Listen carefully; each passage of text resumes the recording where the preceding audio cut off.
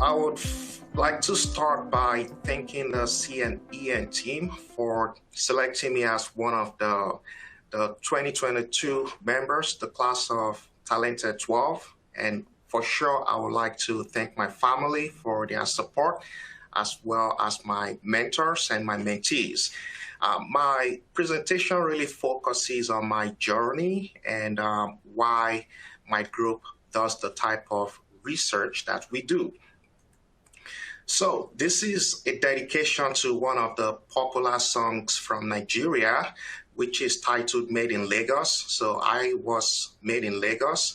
And Lagos is a big city in Nigeria. It's typically called Lagos in the US. So just in case you've heard Lagos before, it used to be the capital of Nigeria.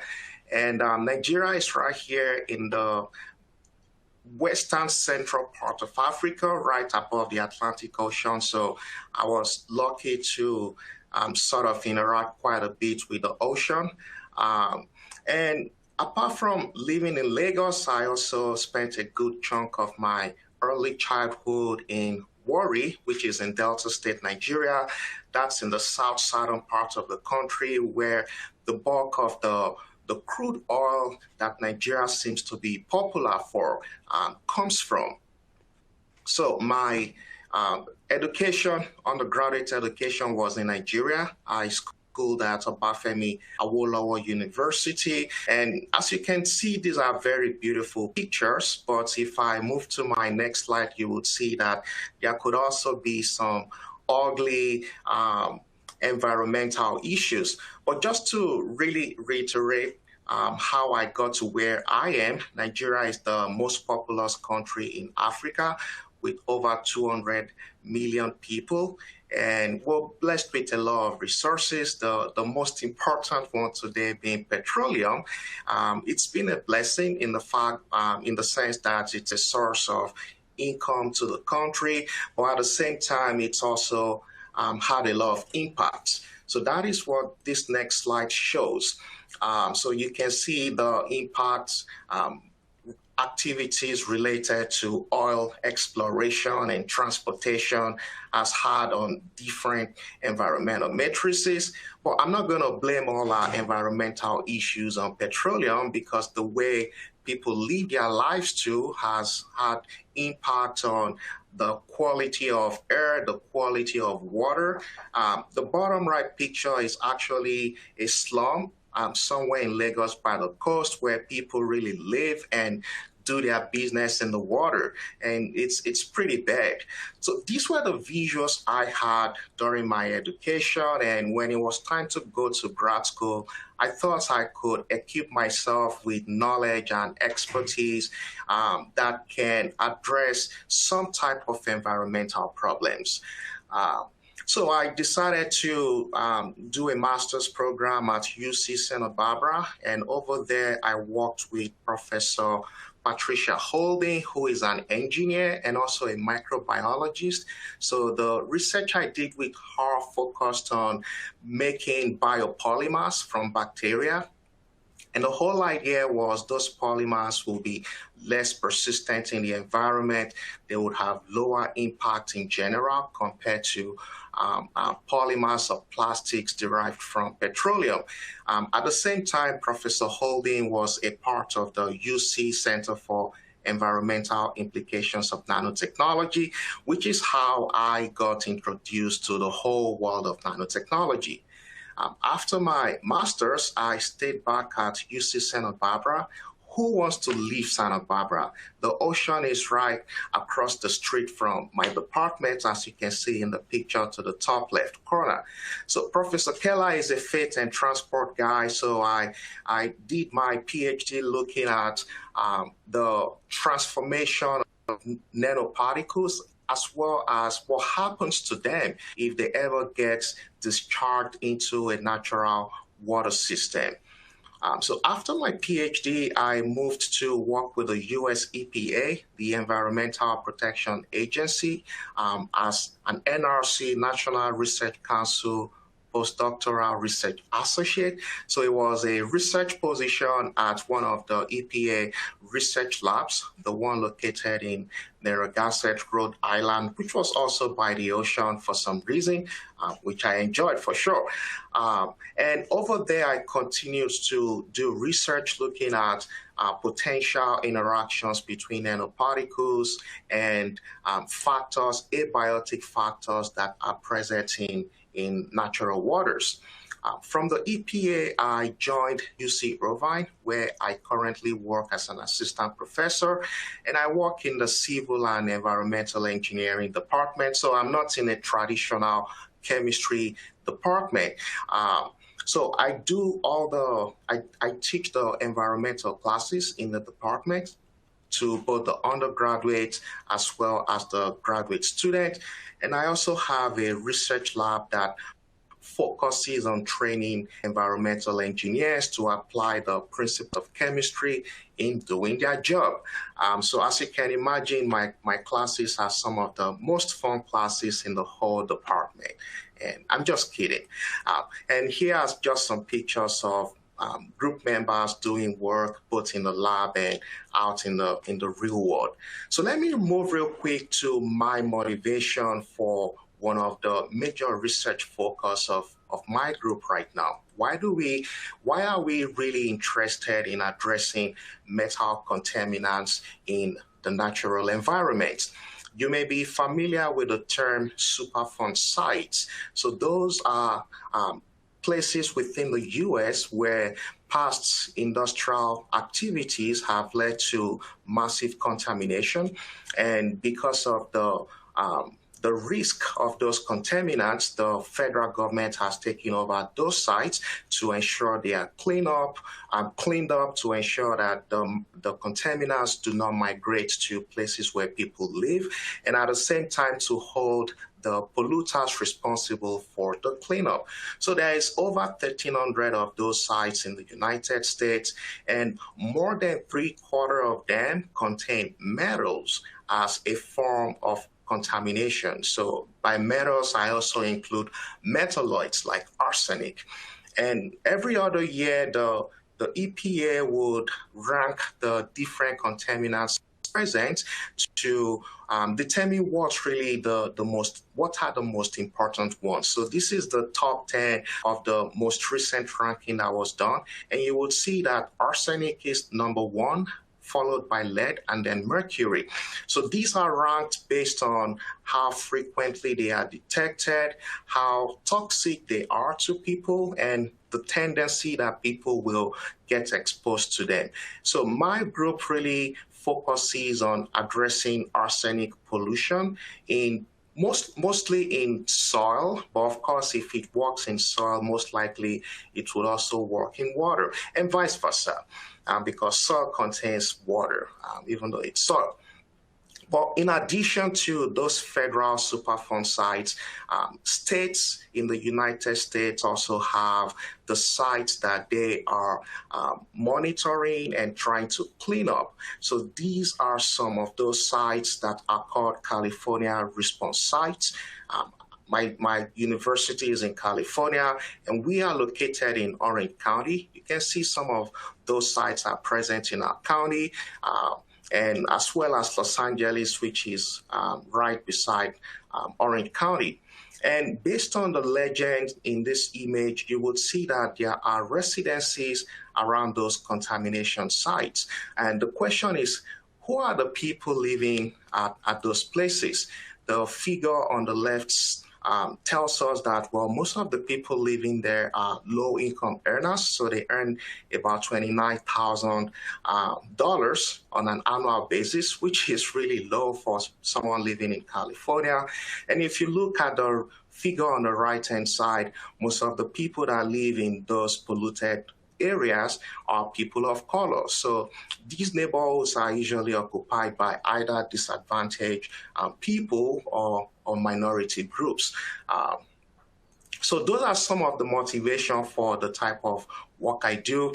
And here is just a screenshot of a study that says, hey, the tendency for people living in urban areas to start community gardens is ramping up in the United States. And those gardens are usually abandoned lands, and some of those lands were historically contaminated. So putting all this together, you will see that metals are definitely a health risk to anybody at all, but they also tend to be environmental health disparity issue, because a certain group of people tend to be more exposed than others.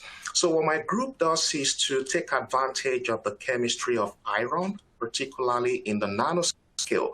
And the big question we have, which I think we'll continue to answer for the next several years, is can nano iron be used for restoration? And when I say restoration, it's a little bit different from remediation, and I'll talk about the difference in a few slides. So these are STEM images of iron. So we use both the pristine zero-valent iron as well as the sulfidized iron. So in the sulfidized state, it has both the zero-valent state and different species of iron sulfide. And the reason why we think iron will be ideal is because iron has a strong reducing ability. The reduction potential is about negative 0.44 volts. And in the nanoscale, it has very high surface area. The particles we make in my group have surface area as high as 100 meters squared per gram. So as an adsorbent, it has a lot of room to also hold on to contaminants. And iron in the particle state can dissolve.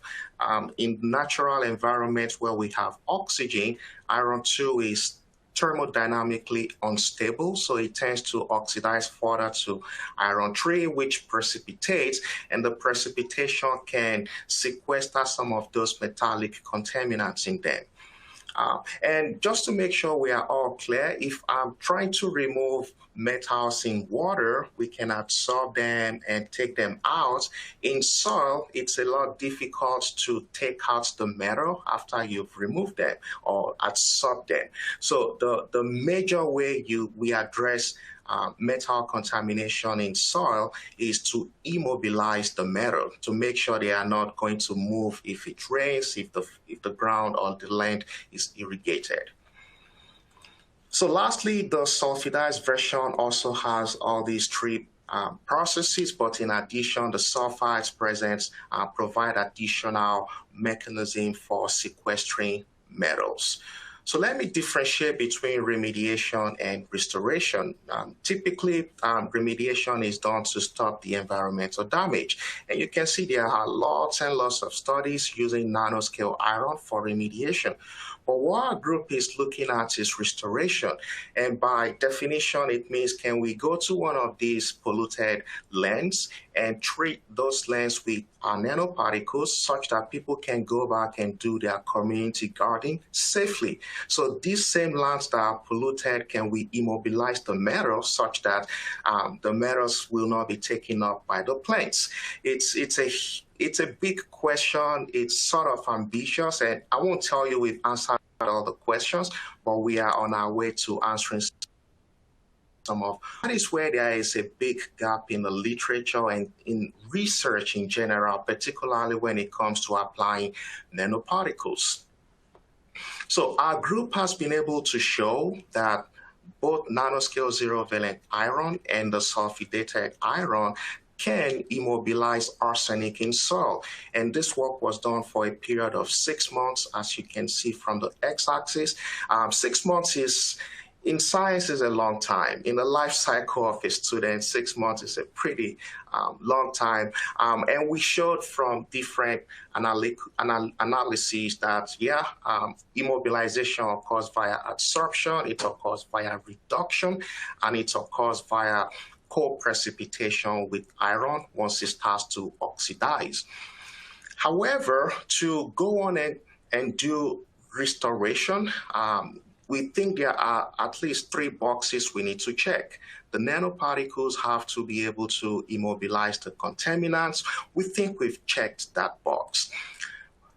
the structure formed between the nanoparticle and the metallic contaminant has to be stable. In other words, when plants are grown in the soil, the plants change the chemistry of the soil. The plants change the biology of the soil because they release root exudates, which have different macromolecules, some of them being organic acids and amino acids.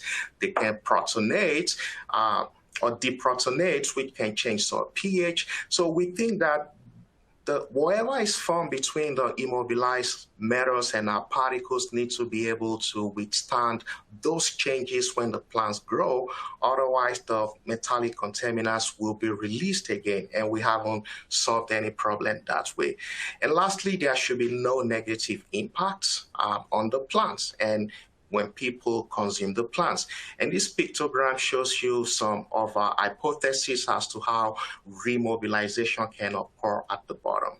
So what we've done is to go beyond just treating the soil with the nanoparticles. We've actually gone to, well, I'm terrible in growing anything or even keeping plants alive. Unfortunately, but here I am trying to work on agriculture.